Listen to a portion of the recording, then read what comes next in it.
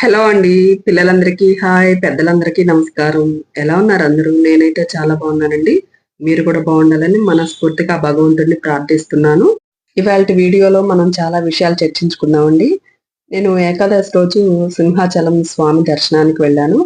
కాబట్టి ఏకాదశి ముందు క్లీన్ చేయలేకపోయాను స్వామివారిని. అందుకని పూజా మందిరం అంతా రాగానే క్లీన్ చేసేసుకొని పూజ అయితే చేసుకున్నానండి. స్వామివారికి పెసరపప్పు పాయసం నివేదన చేశాను ఇవాళ. రావడం శనివారమే వచ్చినా కానీ ఆ రోజు ద్వాదశి అయిపోయిందండి. ద్వాదశి రోజు క్లీన్ చేయకూడదని చెప్తారు కదా! అందుకని ద్వాదశి రోజు ముట్టుకోలేదు నేను.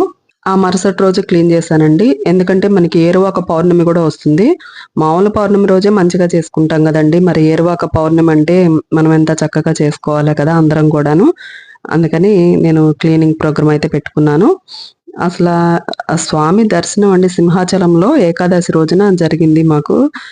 చాలా అద్భుతంగా జరిగిందండి. స్వామి చుట్టూతా మనము అంతరాలయంలోనే ఒక ప్రదక్షిణ చేసుకొని రావటం అనేది నిజంగా ఒక మంచి అనుభూతి అండి అది. చాలా గొప్పగా ఉంది నాకైతే. అందులో ఈ మధ్య భగవద్గీత ఒకటి నేర్చుకుంటున్నాం కదండీ! స్వామివారి దగ్గరికి వెళ్ళినంత సేపు, స్వామివారి చుట్టూ ప్రదక్షిణ చేసినంత సేపు కూడా నాకెంతవరకైతే వచ్చిందో, నేనెంతవరకైతే నేర్చుకున్నానో అదంతా కూడా చక్కగా భగవద్గీత పాడుకుంటూ ఏకాదశి రోజు స్వామివారిని దర్శించుకోవటం అనేది కొన్ని కోట్ల జన్మల పుణ్యంగా నేనైతే భావిస్తున్నాను. ఇంతటి అదృష్టాన్ని స్వామివారు నాకు కల్పించినందుకు, ఆయన సేవ చేసుకునే భాగ్యం నాకిచ్చినందుకు నిజంగా చాలా అదృష్టంగా భావిస్తున్నాను. అందువలన ఆ స్వామివారి విశేషాలు మనం ఇవాళ ఈ పూజ వ్లాగ్ చూస్తూ చెప్పుకుందాము. చూసారా అమ్మవారిని చక్కగా ఎంత బుట్టబొమ్మలాగా ఉందో అలా రెడీ చేసుకోవటం చాలా ఇష్టం అండి. అమ్మవారి కోసం కూడా చిన్న చిన్న గవ్వలు కూడా తెచ్చాను. మీరు చూస్తూ ఉండండి. నేనైతే వీడియోలో మన సింహాచలం అప్పన్న స్వామి గురించి ఇవాళైతే చాలా విషయాలు చెప్పుకుందాం. ఓకేనా?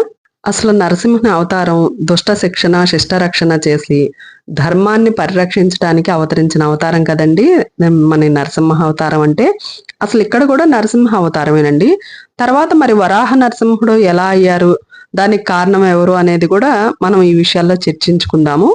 స్వామివారు దుష్ట శిక్షణ, శిష్ట రక్షణ చేసి ధర్మాన్ని పరిరక్షించడానికి అవతరించిన అవతారం అని చెప్పుకున్నాం కదండి. ఇలాంటి నరసింహ క్షేత్రాలు 32 ఉన్నాయండి. ఆ 32లో 9 మన తెలుగు నేల మీద ఉండటం మన అదృష్టము. అందులో సింహాచలం ఇంకా గొప్పదిగా చెప్పబడింది. ఎందుచేతనంటే ఇక్కడ ద్వయావతారంగా కనిపించే త్రిమూర్తి అవతారం అండి స్వామి. త్రయావతారం. వరాహ ముఖము, మానవ శరీరము, సింహపు తోకతో స్వామి ఉంటారు. నిజరూప దర్శనం చేసిన వాళ్ళకి చక్కగా కనిపిస్తుంది. అయితే నరసింహుడు సింహపు ముఖము, మానవ శరీరంతో కదా ఉద్భవించింది. మరి ఇక్కడ రాగానే అలా ఎలా అయ్యారు అనంటే, అక్కడ హిరణ్యాక్షుని అంతం చేసిన తర్వాత ఆ రౌద్ర రూపంతో, ఆయన ఉగ్ర రూపంతోటి ఆయన సంచారం చేస్తూ ఉంటారంటండి. అంగలంగలు వేసుకుంటూ ఈ గుట్ట మీద ఒక కాలు, ఆ గుట్ట మీద ఒక కాలు వేసుకుంటూ అలా వెళ్ళిన చోటల్లా కూడా నరసింహ క్షేత్రాలుగా ఆవిర్భవించాయి. చాలా శక్తివంతమైన క్షేత్రాలుగా. ఇలా మార్గమధ్యంలో ఎదురైన రాజులు గాని, మునులు గాని స్వామిని ఏ విధంగా అయితే స్తుతిస్తారో ఆయా రూపాల్లో అక్కడక్కడ అవతారం తీసుకున్నారంటండి. వాటి గురించి మరొక వీడియోలో చెప్పుకుందాం. చాలా విశేషంగా ఉంటుంది స్వామివారి అవతరణ అనేది. అలా మార్గమధ్యంలో ఎవరు ఎంతగా ఎవరికి తోచిన విధంగా స్తుతించినప్పటికీ కూడా స్వామివారి శాంత రూపం దాల్చకపోయేటప్పటికి అమ్మవారిని పిలిచారంట. అమ్మవారు అమృత భాండంతో వచ్చారంట. అమృత కలశంతో వచ్చి అమృతం తాపిచ్చినా గాని అక్కడ శాంతం అనేది రాలేదంట. ఇలా అయితే ఎలా మరి అని బ్రహ్మాది దేవతలందరూ స్వామివారి గురించి ఈ ఉగ్ర రూపాన్ని శాంతింపజేయటం ఎలా అని ఆలోచిస్తుండగా బ్రహ్మగారు ఆలోచిస్తారంట. ఈ అవతరణ స్వీకరణ చేసిందే ప్రహ్లాదుడి కోసం, కాబట్టి స్వామివారిని శాంతింపజేయటం ప్రహ్లాదుడి వల్లనే అవుతుందని ప్రహ్లాదుడిని పిలిపిస్తారంట.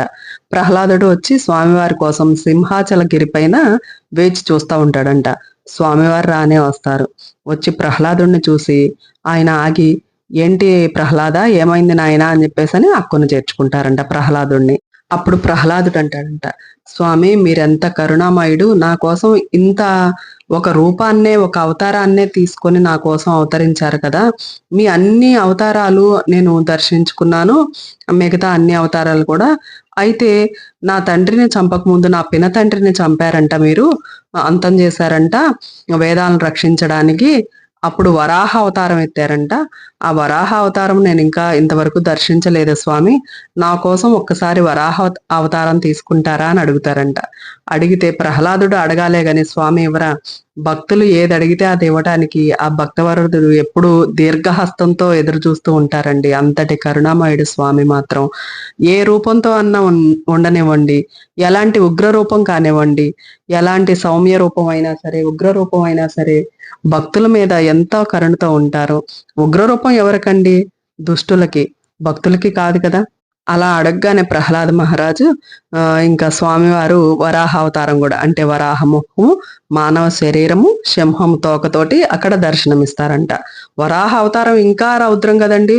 అప్పుడు దేవతలు అంటారంట, నాయనా ఏం చేస్తున్నావు నువ్వు? లక్ష్మీ నరసింహస్వామి నరసింహ అవతారమే ఉగ్ర రూపం అనుకుంటే నీవు ఇంకా వరాహ అవతారాన్ని కూడా అడుగుతున్నావు. ఇప్పుడు స్వామిని శాంతింప చేయటం ఎలా అని మేము ఆలోచిస్తుంటే అని అనగా అప్పుడు బ్రహ్మగారు సలహా ఇస్తారంట.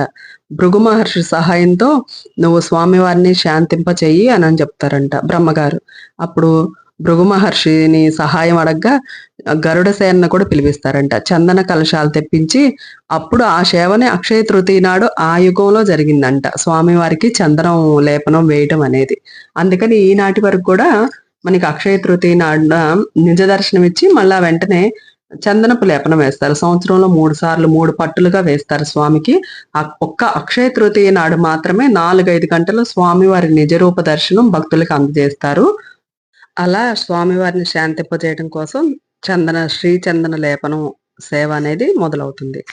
ఆ తర్వాతి కాలంలో పురూరవ చక్రవర్తికి సాలగ్రామ శిలారూపంలో దర్శనమిస్తారంట స్వామి. ఆ పురూరవ చక్రవర్తి ఒకరోజు పుష్పక విమానంలో ప్రయాణిస్తుంటే స్వామివారి దగ్గరకు రాగానే పుష్పక విమానం ఆగిపోతుందంట. ఏంటా ఆగిపోయిందని దిగి చూడంగా ఒక శ్వేతవరాహం దూసుకొస్తున్నట్లు కల్పించగా ఆ చక్రవర్తి అంట దాన్ని నిరోధించడానికి బాణం వేస్తారంట. ఆ బాణం వెలిగి ఒక పుట్టకు తగులుద్దంట. దానిలో కంగుమని శబ్దం వినిపించేటప్పటికి ఏమిటా అని చూడంగా స్వామివారు ఉన్నారంట. స్వామివారిని బయటికి తీయంగా ఆకాశవాణి వినిపిస్తుందంట ఆ చక్రవర్తికి. ఏంటి నాయన ఆయన ఉగ్ర రూపంతో ఉంటారో ఆ స్వామిని చందన లేపనంతోనే ఉంచాలి అని చెప్పగా అప్పుడు అపరూరవ చక్రవర్తి మళ్ళా చందన లేపన ఉత్సవం జరిపించి స్వామివారికి లేపనం వేపిస్తారు. అది కూడా ఆ యుగంలో కూడా అక్షయ తృతీయ నాడు జరగడం విశేషం. ఇలా ఇది ద్వాపర యుగం వరకు అలా సేవలు గడిచినాయి. ఇక మన కలియుగానికి వచ్చేసినట్లయితే కృష్ణదేవరాయల వారంటండి కళింగ యుద్ధానంతర కాలంలో ఆలయాన్ని దర్శించి ఆలయం పునరుద్ధరణ కార్యక్రమాలు చేసి అక్కడ విజయ స్తూపాన్ని కూడా ఒకటి నాటారంటండి. అప్పటి నుంచి కూడా అత్యంత వైభవంగా పూజలు అందుకుంటున్నారంట స్వామి. భక్తుల చేత ఆరాధింపబడుతున్నారంట. కోరిన వారికి కొంగు బంగారమై స్వామి అడిగిన వారికి అడిగిన విధంగా కటాక్షిస్తూ అన్ని కోరికలు తీరుస్తున్నారంటండి. నేను చాలా వీడియోల్లో చెప్పుకుంటాను. అక్కడే కాదండి ఎక్కడైనా సరే తెలుసో తెలియకో లక్ష్మీ నరసింహస్వామి దర్శనం చేసుకుంటే ఒక్క శత్రు భయమే కాదండి ఎటువంటి భయాలు ఉండవు, ఎలాంటి కోరికలైనా నెరవేరుతాయండి.